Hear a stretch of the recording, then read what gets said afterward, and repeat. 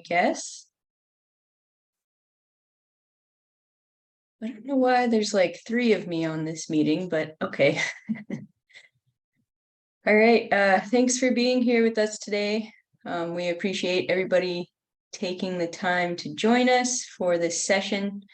Today, this session is about our upcoming project titled Looking Forward, Looking Back, Strengthening Resilience Today. Yeah, and I'm just going to briefly introduce myself for those of you that may not know me or may not have met yet. My name is Caitlin Demoski, and I'm from Palmer, Alaska, and that's where I'm calling in from right now. I'm Athabascan, and my family's from Nenana and Galena and Fairbanks. I am one of the assistant tribal climate resilience liaisons with the Native American Fish and Wildlife Society. And we are a part of the Tribal Resilience Learning Network team. Yeah, thanks again for joining us. Before we get started, going to do a couple of housekeeping items here. If you're calling in on a phone, please mute yourself. And if you don't have a dedicated mute button, you should be able to press *6 on your phone, and that will mute you. And then towards the end of this session, we'll open it up for questions. And you should be able to press *6 a second time to unmute yourself to ask questions. If you're using computer audio, please remain muted until the end, and please keep your camera turned off for the sake of bandwidth. And like I said, at the end of this session, we will open it up for questions. And you can also type any questions you have into the chat box if you're on a computer, and we can read those out loud. And for those of you who are able to access the chat on Zoom, feel free to introduce yourself and where you're coming from. Lastly, this session will be recorded, and this recording should be added onto our Learning Network site. And next slide. So we wanted to do a quick reintroduction of our Learning Network team. So the Tribal Resilience Learning Network is made up of staff from the Alaska Climate Adaptation Science Center, as well as the Native American Fish and Wildlife Society. And so I'll just go down the list here. From the CASC on the left here, we have Melinda Chase, Krista Haringa, Megan Pitos, who are all with us here today on this call. And we work very closely with Ryan Toohey and Jeremy Littell, who are CASC scientists, and a few other people as well. And then over here on the right side, we have the Native American Fish and Wildlife Society. So you can see myself, Geraldine Kelly. She is from Quinnahock, and Tess Hostetter, who's calling in from Juneau right now, and Hannah Juliuson. Yeah, and this team, we work together. We have a team approach, and all together we represent a lot of different backgrounds and experience, which contributes to, building a strong team together. And in addition to that, our team is located all across Alaska in different areas of the state. So I think that also is a great benefit. And through this partnership, we build capacity to work towards our aligned goals. Next slide, please. And so here we just kind of have a map to give you a brief overview of how these two organizations work together. So I'll start with, on the left, we have Native American Fish and Wildlife Society.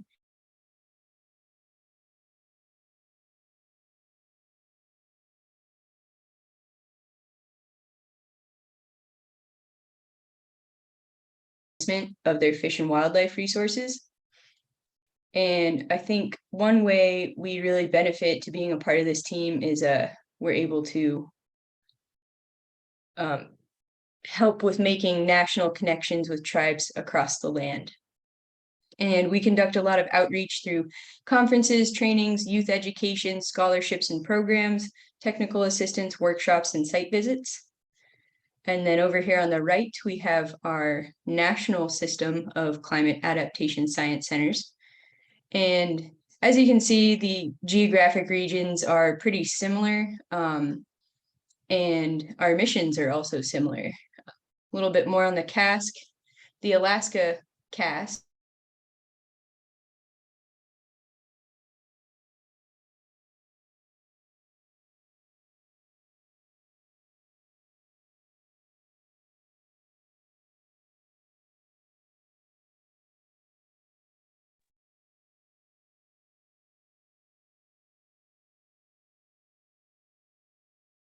Looks like she froze.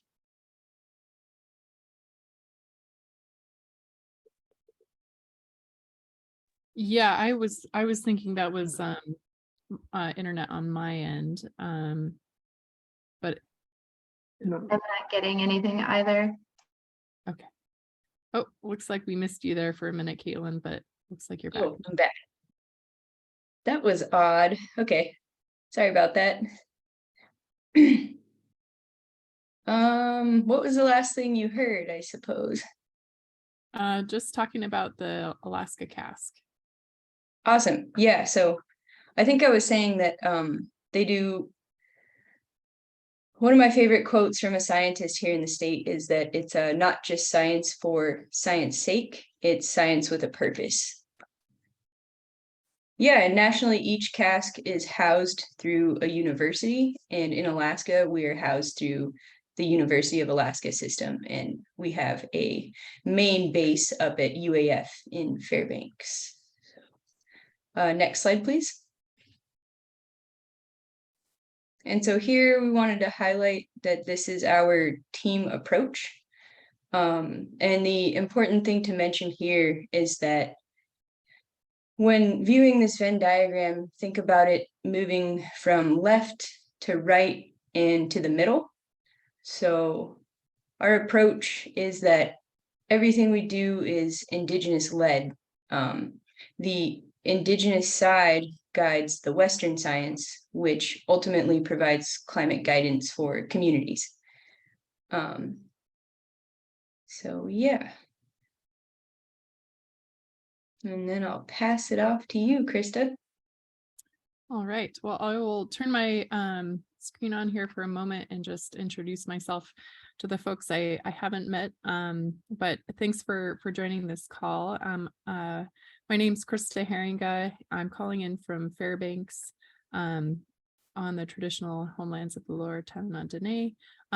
This is where I'm was born and still still work. And I've had the privilege of being a part of the Alaska Tribal Resilience Learning Network since its inception in 2020. And so I just we'll go into more depth here soon, but just wanted to give a really broad overview. The Looking Forward, Looking Back, Strengthening Resilience Today training series is really we hope to design it to support community teams who are working on different aspects of climate adaptation and action, and really want to work together as a community team to address some of these, some of the current and ongoing challenges related to climate. Next slide. I do, Melinda, I don't want to put you on the spot here, but I do want to acknowledge that the Strengthening Resilience Today effort is really built on a lot of work that was supported and furthered by Melinda Chase. And Melinda, I don't know if you want to actually we can go to the next slide. If you want to introduce yourself and maybe a little bit about BRT, that's all right.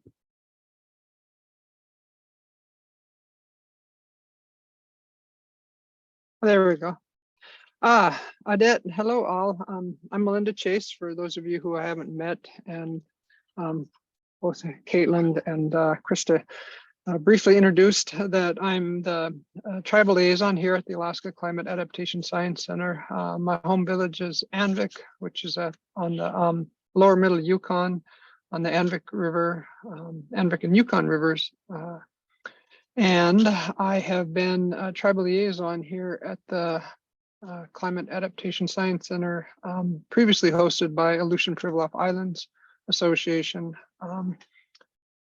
For, I think I'm in my 5th year, and in that prior, in my prior role under Aleutian Pribilof Islands, which has had a partnership with BIA, and with the Climate Science Center, we had a project called Building Resilience Today, and that helped provide us the model that we're also going to carry forward in the Strengthening Resilience Today training that we have. It goes over probably about 1.5 years.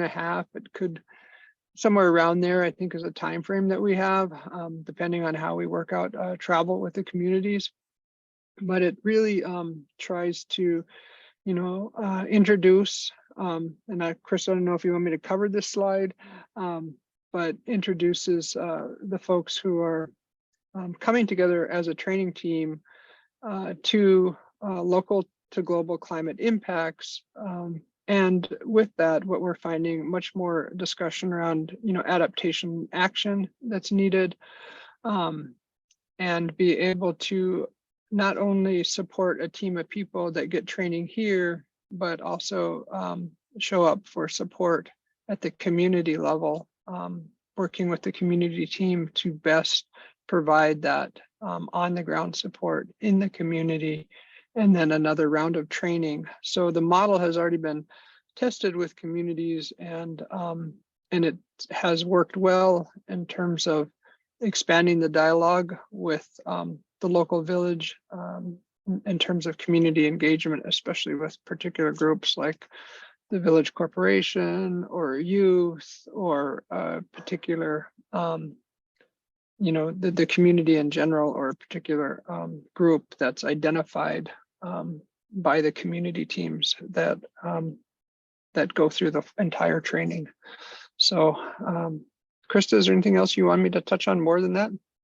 Yeah, I think that covers it. I mean, I think you talked through a few of the main goals, and maybe Megan, if you want to click to the next slide, just to kind of expand on what you just mentioned, Melinda.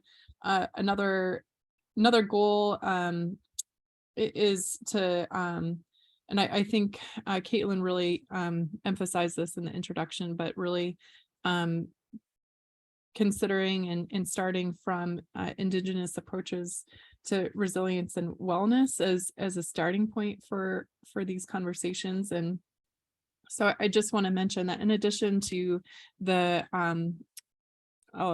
learning network team that Caitlin introduced, we are hoping to bring in additional partners to support the 2 trainings that we are going to be hosting through SRT that really have advanced work in this area.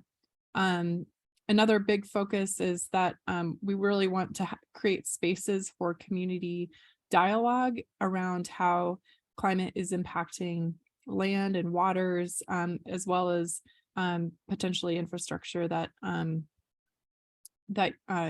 communities might be grappling with. And next slide. And I think Melinda really touched on this, but this is a year, approximately 1.5 year commitment. And the idea is that we really want to support teams working together to share and build knowledge on climate adaptation. So both within each of the community teams that apply, but then across all of the communities that participate. And we really want to, as our team, we want to support community teams in having dialogue within their own communities around climate impacts, but also strategies in how to respond. As part of this cohort, we'd like to support each community team in putting together what we're calling a community report, which is pretty vague, but that's on purpose because we know that every community is they're in different facing different challenges, but they're also in different places in terms of what they're, I guess, where they are along the spectrum of really grappling with some of the climate impacts that they're experiencing. So we want to just make sure that whatever type of report that we work on really reflects on and can be used as a tool to help further different aspects of climate adaptation or action that is really relevant and specific to your communities. Okay, so with that, I think I'm going to be turning it back over to Megan. Yeah, thank you, Krista. I think I know some of you all on the call, so it's good to see some familiar names and hopefully faces soon.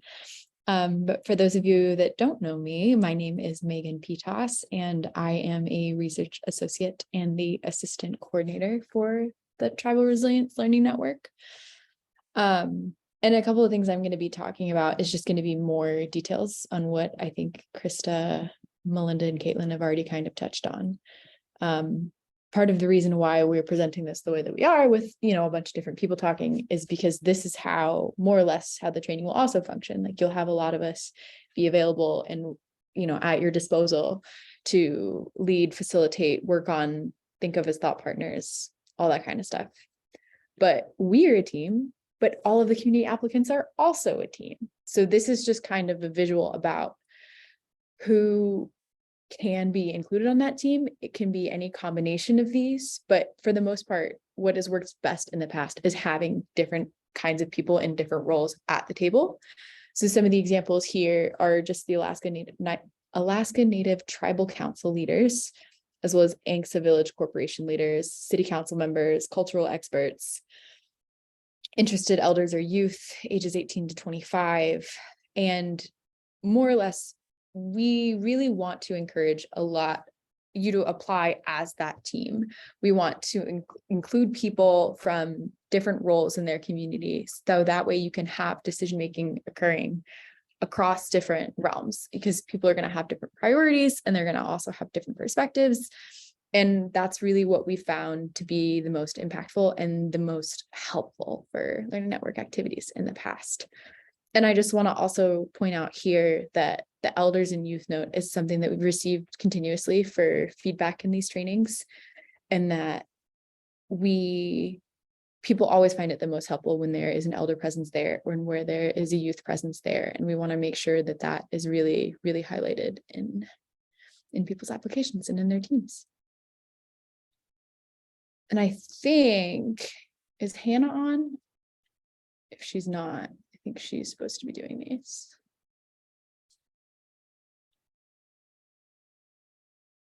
If not, I can also just go through these. But essentially, this is just the application timeline. These are the kind of dates that what we're thinking for when you're applying to be a part of this community team and when your community team is applying together. So right now, the application is completely open. You can go and apply. And the due date is March 6th. So we want all applications kind of in and to us by March 6th. Caitlin and I are the primary contacts for that application. And we have another slide here at the end that will list where to send it, who to send it. But that's also why we kind of want to introduce ourselves and you can see our faces, because we will be the two people that are receiving your applications. And then the Learning Network team as a broader whole, all of those names that you saw listed, plus probably a couple more, will be reviewing the applications in between March 6th and March 10th. From between March 13th and March 31st, we're going to initiate training agreements with the partnering communities and tribes and travel for April 4th through the 6th, which is the first training that we're hosting, is going to be confirmed. So based off of that, I know that was like a lot of dates thrown at you. The important ones to know are March 6th is the application deadline, and those successful community applicants will be notified by March 10th. Here, which I can also cover unless someone else was supposed to. Speak up if I wasn't supposed to cover it. But here essentially runs through the broader timeline of what the entire project as a whole will look like. So it kind of starts up here in this orange section right here with training 1.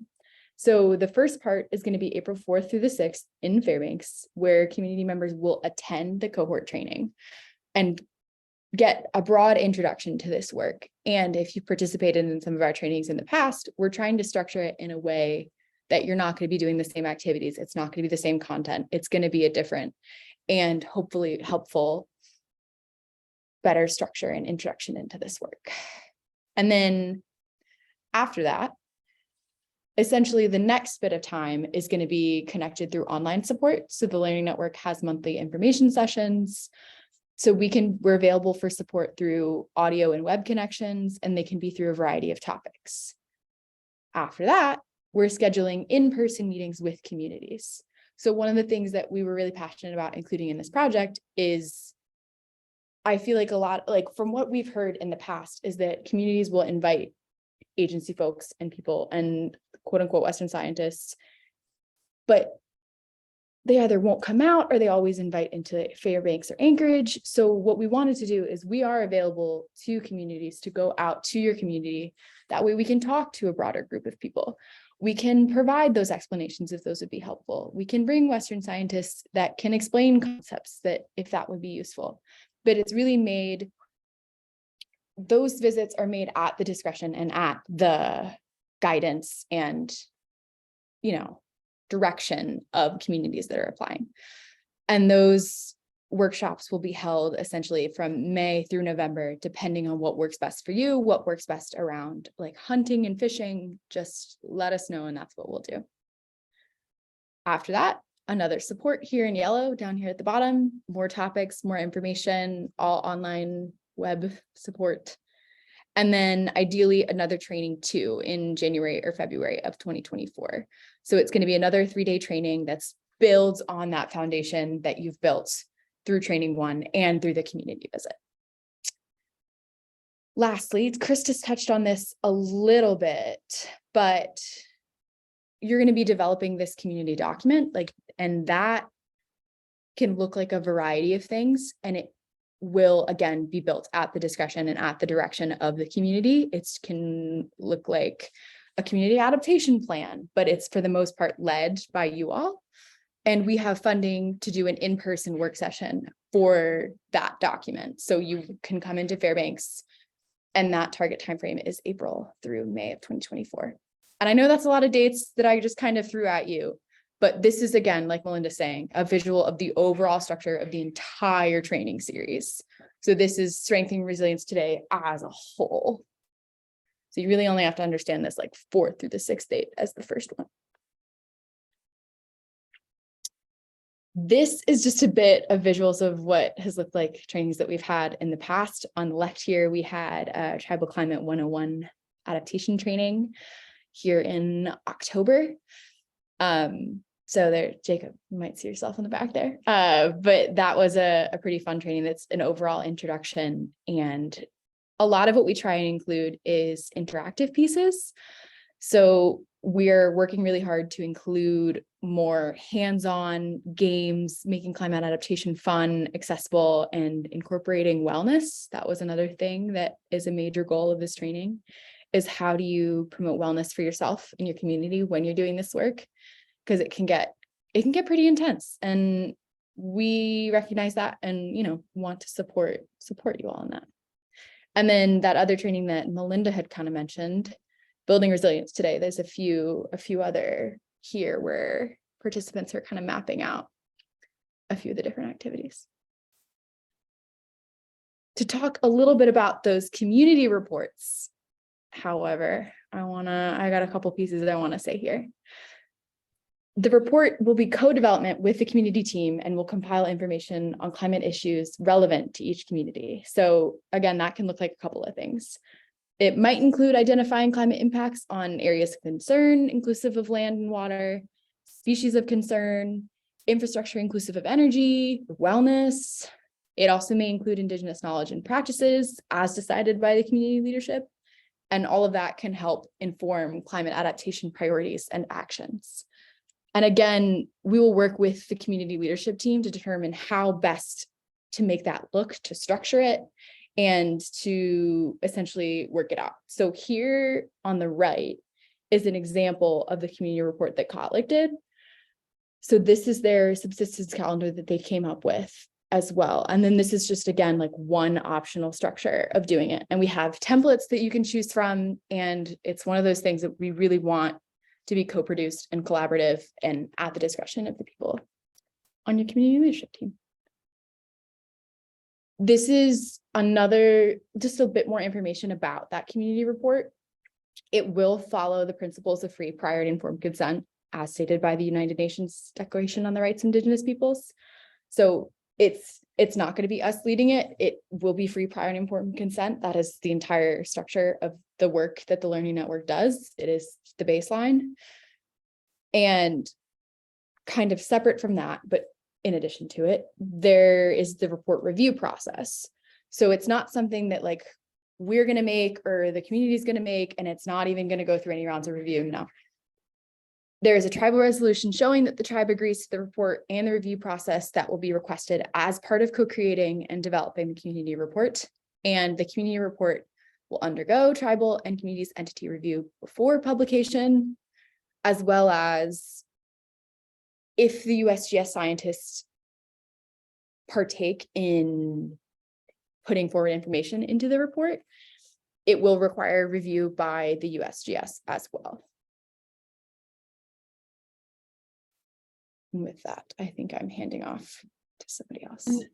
Before we move on to, I think Caitlin was going to chat about the evaluation, but Melinda, just having worked through that process with BRT, just want to, if there was anything that you wanted to add to the process of putting those reports together, that might be helpful for this crew to hear about. Yeah, part of what we found out, we did a survey quite a while ago. I should say quite a while ago. ANTHC, Alaskan Native Tribal Health Consortium, and Institute for Tribal Environmental Professionals had been doing training on adaptation planning, and yet we found out that like close to 20% of the villages were getting adaptation plans done at the time. This was like 4 years ago. And at the time we thought, well, let's chunk down some of the work that needs to go into an adaptation plan or a vulnerability assessment. You know, those are two documents that tribes could use and trying to gain additional funding for whatever they're addressing, whether it's, you know, food security or relocation or other climate concerns.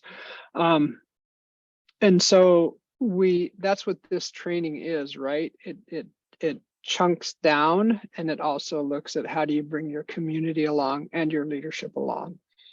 The outcome, what we were originally going to do was just do 2 reports, like broad overview reports. And as we got further into working with the communities, each community said, well, we want our own report, which left us with doing 5 different reports, which I think was really positive. But in that process, it wasn't clear that the report we knew that we wanted the report to go through a community review, and the USGS has a formal review process with anything that they co-produce with anybody, tribe or another federal agency. That process wasn't clear to me, and it wasn't clear to tribes. But I think the piece that you need to know is what they're looking at mostly in their review process that they do with everybody is they're not looking at the content that the tribe contributes to, it's their own science. So if the science is put forward, like the climate sciences, if a tribe says, I want the science that is relative to my community in my community report, and it comes from USGS, then another scientist has to sort of review that for the clarity of it, for the accuracy of it. And the reason that's part of the reason it's in place is because the federal government is sort of watching its back in case they end up in court at any time, right? It has to do with the concept of best available science. And is that science accurate? And so I can easily say that now, but that wasn't clear to me at that time. So, and I think that's a really important point for communities to understand, because it doesn't just apply in this community report, it applies into like environmental impact statements as well. So anyhow, we'll spend some time on exploring that a little bit, but that's a little bit more about that process.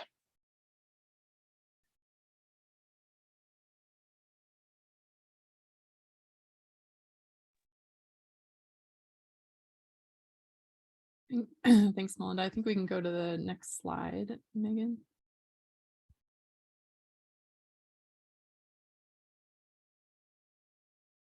All right.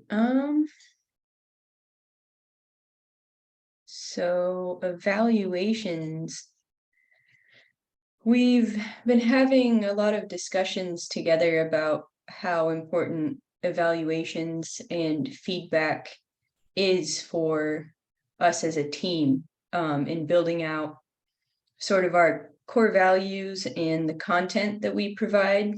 And yeah, so evaluations before, during, and after any of the events that we put on, whether that be a virtual information session or in-person trainings, we like to hear feedback from participants.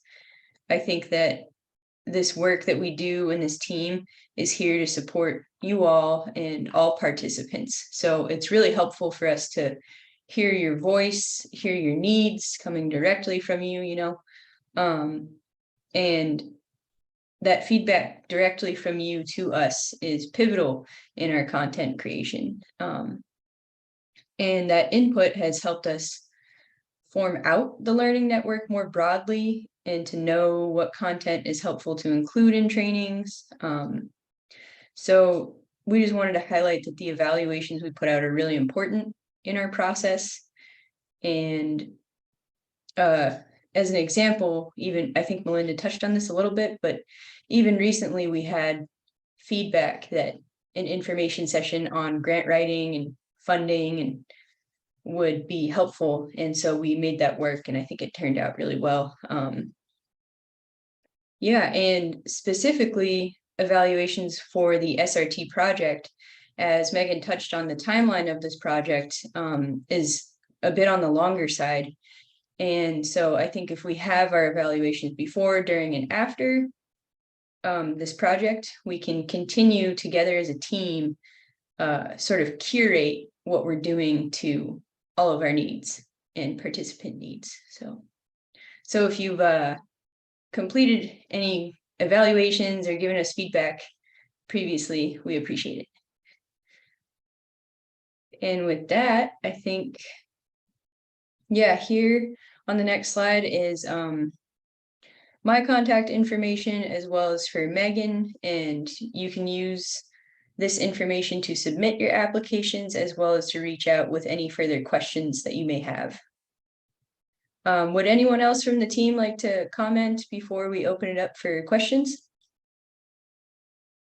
Just on the submission side, we have our Caitlin and I's emails listed here, and we have a fax. So if you can email or fax to us, that's amazing.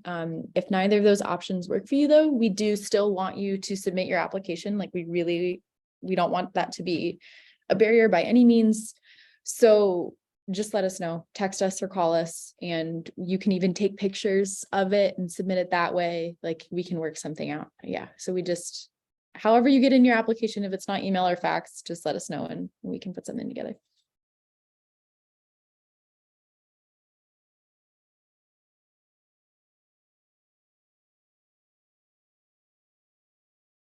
All right, I'm going to end the recording and then we can open it up for questions or just say hi or, meet, hang out, all that kind of stuff.